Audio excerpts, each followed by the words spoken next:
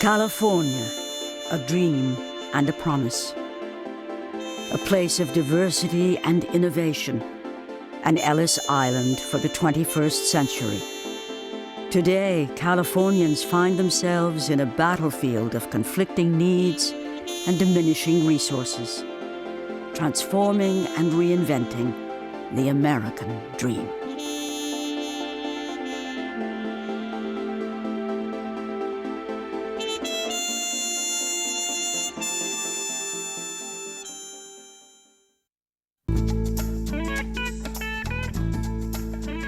San Diego is an attractive California city with an ideal climate and beautiful beaches.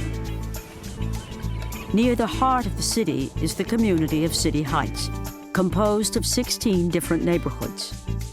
In the 1960s and 70s, older inner-city neighborhoods around the country suffered from white flight. Many middle-class, white homeowners fled to the suburbs, taking advantage of loans often unavailable to families of color. The community they left behind became a magnet for immigrants, who now make up 1 in 4 Californians. Immigrants and refugees were attracted by cheaper rents found in decaying inner-city neighborhoods. As time passed, City Heights came to be known as the Ellis Island of San Diego.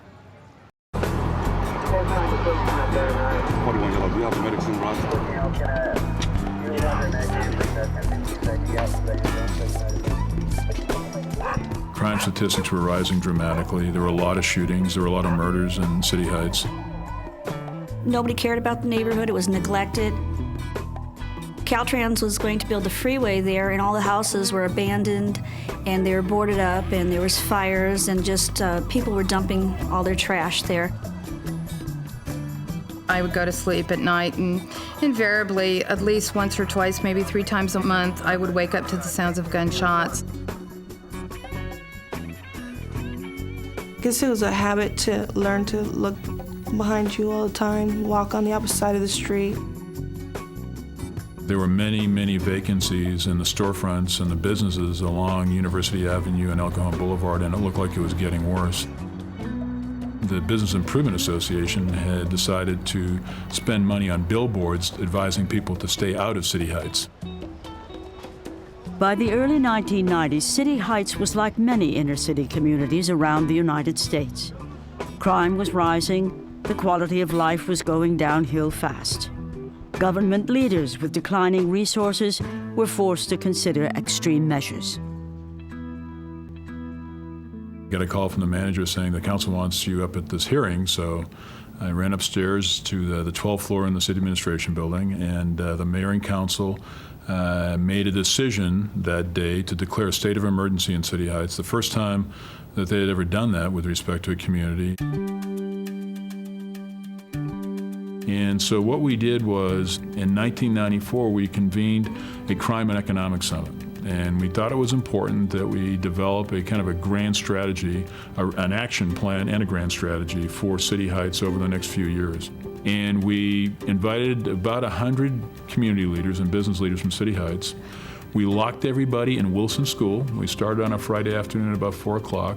And one of the requirements was that people would be willing to commit a weekend to this. And we set up bunk beds, and we had people take bus tours of City Heights at night so they get a flavor for what was happening. We ran into a number of gang fights as we had those bus tours around. Cops would jump out of the bus and try to break up fights that were occurring. So people really got a first-hand view of what was going on in this community.